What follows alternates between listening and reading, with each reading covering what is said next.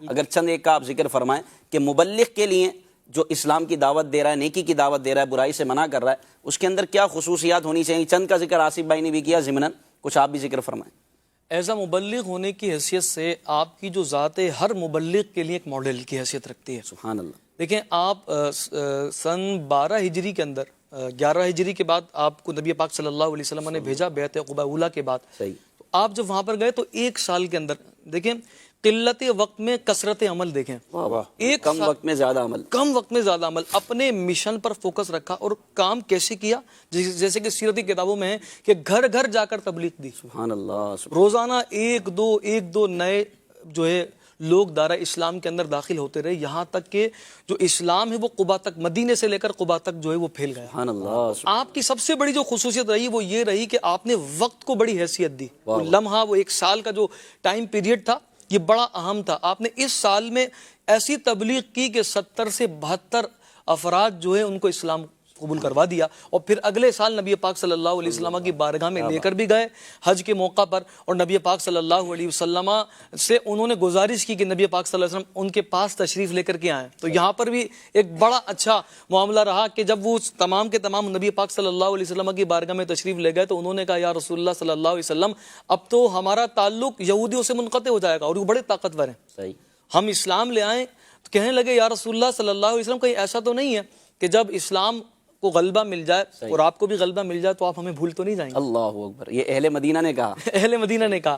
تو نبی پاک صلی اللہ علیہ وسلم مسکرانے لگے اور فرمایا کہ اے انصاریو، تمہارا جو خون ہے وہ میرا خون ہے، اللہ اکبر، تمہارا جو دوست ہے وہ میرا دوست ہے، تمہارا جو دشمن ہے وہ میرا دشمن ہے، میں تم میں ہمیشہ رہوں گا۔ اللہ۔ اور دیکھیں نبی پاک صلی اللہ علیہ وسلم نے اس وعدے کو پورا کیا۔ آج حضور علیہ الصلوۃ والسلام جو جہاں تشریف فرمائے وہ مدینہ منورہ ہی ہے۔ دوسری جو ایک خصوصیت رہی آپ کی کہ آپ کی ذات مبلغ ہونے کی حیثیت سے قرآن پاک میں جو ایک تبلیغ کا انداز بیان کیا گیا اس کی عملی تفسیر رہی۔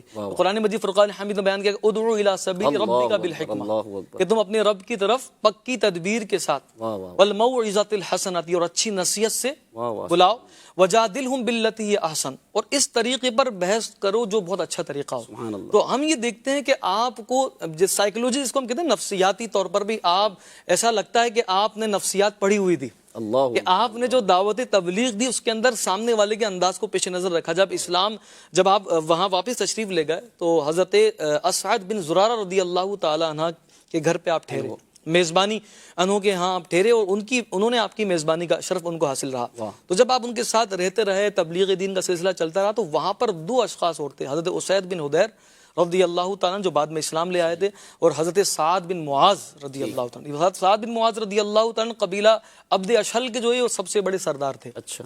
اور حضرت اسعد بن زرارہ رضی اللہ تعالیٰ رشتے میں آپ کے جو ہے وہ خالہ زاد لگتے تھے۔ صحیح۔ تو آپ نے حضرت سعد بن معاذ نے حضرت اسید بن حضیر سے کہا کہ آپ ان کو مصعب بن عمیر رضی اللہ تعالیٰ عنہ کو روکیں کہ یہ یہاں پر آ کر اپنے دین کی دعوت دے رہے ہیں، ان کو کسی طرح سے روکیں، اور یہ گمراہیت معاذ اللہ پھیلا رہے ہیں۔ صحیح۔ تو اسید بن حدیر کھڑے ہوئے، انہوں نے نیزہ اٹھایا اور حضرت مصعب بن عمیر رضی اللہ عنہ کے پاس چلے گئے اور جا کر کے آپ کو پکارا اور آپ کو برا بھلا کہا اپنے الفاظ میں۔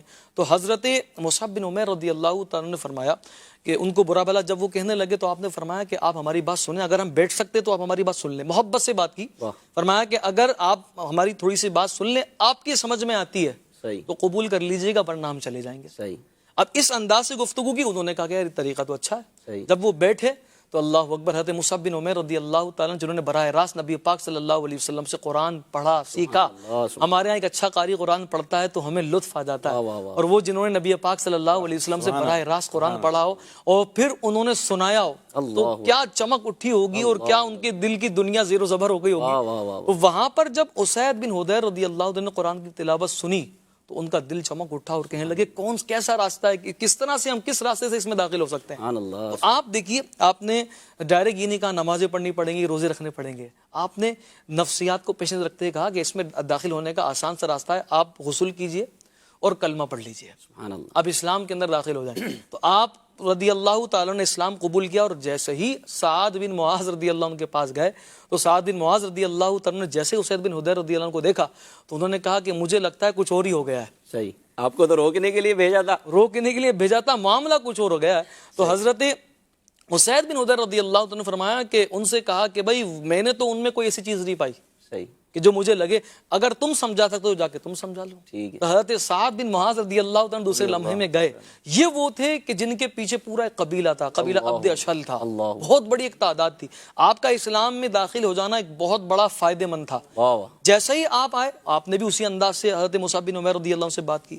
حضرت عمر رضی اللہ تعالیٰ انہوں نے اسی انداز سے آپ سے گفتگو کی, کیا ہم بیٹھ سکتے ہیں؟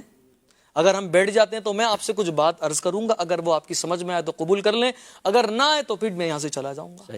جیسے ہی ان کو پیش کیا تلاوت قرآن پاک ہوئی, اللہ اکبر, بس وہاں سے بالکل دنیا بدل گئی اور اسلام میں داخل ہوگا. اسلام میں داخل ہونے کے بعد دیکھیے جب اسلام قبول کر لیا تو اللہ اکبر اپنی قبیلے میں گئے اور قبیلے میں جا کر کے آپ نے کہا لوگوں یہ بتاؤ میں کون ہوں. سب نے کہا کہ آپ ہمارے سردار ہیں اور آپ ہم نے افضلیت رکھا. سعد بن معاذ والوں سے کہہ رہے ہیں, قبیلے والوں سے کہہ رہے ہیں کہ میں کون ہوں. کہا کہ آپ ہم سے بڑے ہیں اور علم میں فوقیت رکھتے ہیں, مال میں فوقیت, ہر اعتبار سے آپ کو فوقیت ہے. تو کہا میں تم سے اس وقت تک بات نہیں کروں گا جب تک تم اللہ اس کی رسول پر ایمان لے. اللہ اکبر, اللہ. ان کے پیچھے پوری تعداد تھی جو دارہ اسلام کے اندر داخل ہو, پورا قبیلہ مسلمان ہو گیا, پورا قبیلہ مسلمان. آپ دیکھیے یہ ان کی تبلیغ کی خصوصیت تھی, نیکی کی دعوت, کہ انہوں نے کس طرح سے نیکی کی دعوت دی, کس انداز سے جو ہے وہ نیکی کی دعوت پیش کی, سامنے والے کی جو ہے شخصیت کو, اس کے مزاج کو پیش نظر رکھا اور نرمی جس سے بات کی. تو آپ دیکھیے کہ پورا کا پورا قبیلہ جو اسلام قبول کر چکا تھا. سبحان اللہ, سبحان اللہ, سبحان اللہ. حضرت مصعب بن عمیر رضی اللہ